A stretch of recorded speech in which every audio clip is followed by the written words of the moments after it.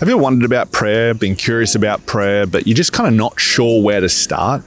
Well, some good news for you might be that even people who are spiritual or know that prayer is powerful often feel really guilty about prayer. And maybe it's because of the way that prayer has been defined. Maybe you've had it termed as like, hey, it's just simply talking to God. And your thought is like, what do I talk to God about? What would I say? How do I say it? Can I swear? Do I know the right things to say? What does that even look like? But what if more than just simply talking to God, we expanded our definition of prayer to be like what my mate Perko says, that it's the persistent practice of the presence of God. Just like when you're with a friend, you can be present and you can be silent. You can be present and you can be laughing. You can be present and just honestly enjoying nature. What if we expanded our way of connecting with God to include all of those different ways as well? So what do you think? Is that helpful? Does it raise more questions? If it does, that's a good thing. Let me know what they are in the comments. Run the intro.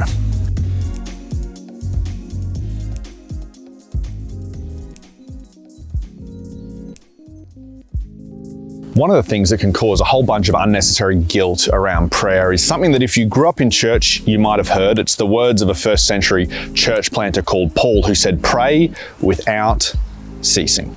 Now, I know when I was younger and I heard those words, I thought, well, I've got to choose, right? Either between having a normal life or just secluding myself in a monastery where I can just constantly be praying all the time. And honestly, that's how a lot of praying people that I talk to feel about the whole prayer thing.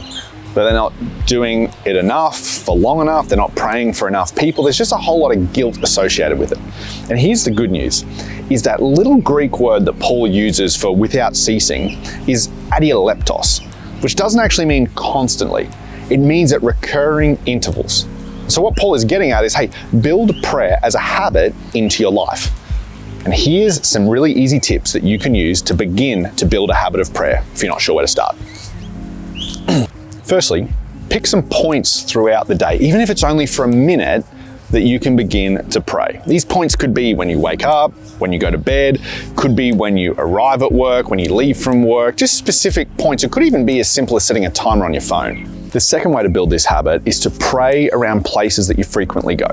For some of you, that might be the car on the drive to work. It might be the train on the commute to uni. It might even be the shower for those of you who are parents and you just have no other time. The third way is just simply to use the phone that you carry. There are some really helpful apps out there that will help you pause for just as small as a minute to help you begin to develop this habit into your life. In fact, two of the apps that I use frequently are one actually called Pause and one called Lectio 365. And we'll put the links to both of those in the description below so that if you want to, you can explore these for yourself. The key to building any habit, it's really just to start small and give yourself a bunch of grace. If you miss a day, hey, that's okay. Just don't miss two. And then over time, starting with these small increments, as little as a minute or 30 seconds, over time you'll begin to build that habit out. And then in years and months to come, you'll wonder how you live life any other way. And what they should do. Right. What should they do? They should subscribe, they should like it, and they should let us know if they have any questions in the comments. And they should share it with a friend if they've ever asked questions on prayer.